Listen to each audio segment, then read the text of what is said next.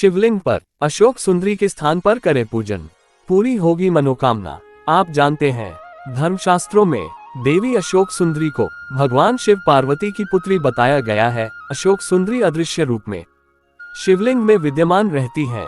आइए जानते हैं अशोक सुंदरी की उत्पन्न होने की कथा। जो भी मेरे चैनल पे नए हो तो चैनल को जरूर सब्सक्राइब करें। भगवान महादेव आपके माता पिता को लंबी उम्र देंगे और कमेंट में हर हर महादेव जरूर लिखना। अशोक सुंदरी के बारे में बहुत कम लोग ही जानते हैं। ऐसे में आज के इस लेख में हम आपको माता अशोक सुंदरी के बारे में और उनकी पूजन विधि के बारे में कुछ जानकारी देने वाले हैं। अशोक सुंदरी भगवान शिव की पुत्री और भगवान गणेश और कार्तिकेय की बहन है। अशोक सुंदरी के जन्म को लेकर पुराणों में ये कहा गया है कि माता पार्वती के अकेलेपन को दूर करने के लिए शिव जी ने कल्पवृक्ष के पेड़ से अशोक सुंदरी की उत्पत्ति की थी। बता दें कि शिवलिंग पर अशोक सुंदरी का विशेष स्थान है, जहां आप उनकी पूजा कर सकते हैं। ये तो रही अशोक सुंदरी के जन्म और शिवलिंग में उनके स्थान की बात। चलिए जाने अशोक सुंदरी के पूजा विधि के बारे में। अशोक सुंदरी की पूजा अकेले ही नहीं की जाती है, इनके पूजन के साथ भगवान शिव और माता पार्वती की पूजा भी की जाती है। शिवलिंग के ठीक सामने बीच में जहां उभार होता है, वहीं अशोक सुंदरी का स्थान माना गया है। अशोक सुंदरी की पूजा के लिए सोमवार का दिन बेहद खास माना गया है। अशोक सुंदरी की पूजा करने के लिए सुबह जल्दी उठकर स्नान आदि करने के बाद पूजा का सामान एकत्र कर ले। देवाधिदेव भगवान शिव के परिवार का उल्लेख आने पर माता पार्वती जी के साथ सर्वप्रथम श्री गणेश जी और कार्तिकेय जी का स्मरण आता है। प्राचीन तंत्र ग्रंथों में सिद्धियों की प्राप्ति के लिए शिव पुत्रियों का भी वर्णन प्राप्त होता है। 5 नाग कन्या और एक मनुष्य रूपी अतिसुंदर अशोक सुंदरी शिव कन्या के साथ कुछ ग्रंथों में ज्योति एवं मनसा देवी को भी शिव की पुत्री बताया गया है, जिसका ज्ञान कालांतर में केवल सिद्धजन एवं महात्माओं तक ही सीमित रहा।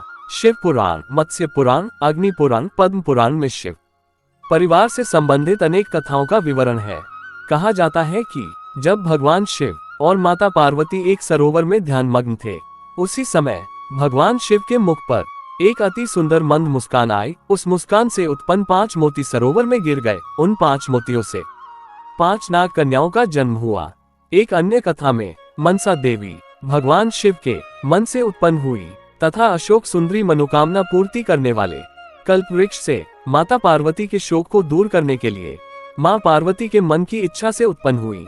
कल्पवृक्ष से मां पार्वती के एकाकीपन और शोक को दूर करने के लिए उत्पन्न शिव कन्या समस्त प्राणियों के अंतर्मन में स्थित होकर उनके दुख दूर करती है।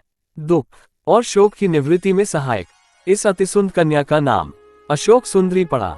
भगवान शिव से इन कन्याओं को वरदान प्राप्त हुआ है, इसलिए तंत्र ग्रंथों में इनके नाम पर सिद्धि, साधना आदि का विवरण प्राप्त होता है। जहां शिव पुत्र बाधाओं को दूर करते हैं, वहीं शिव पुत्रियों का पूजन सिद्धियां एवं अभीष्ट प्राप्ति के लिए सर्वोपरि है। अदृश्य रूप में शिवलिंग में विराजमान है। अशोक सुंदरी शिवलिंग पर जल चढ़ाते समय जहां से जल नीचे की ओर बहकर निकलता है, उस स्थान को अशोक सुंदरी कहते हैं।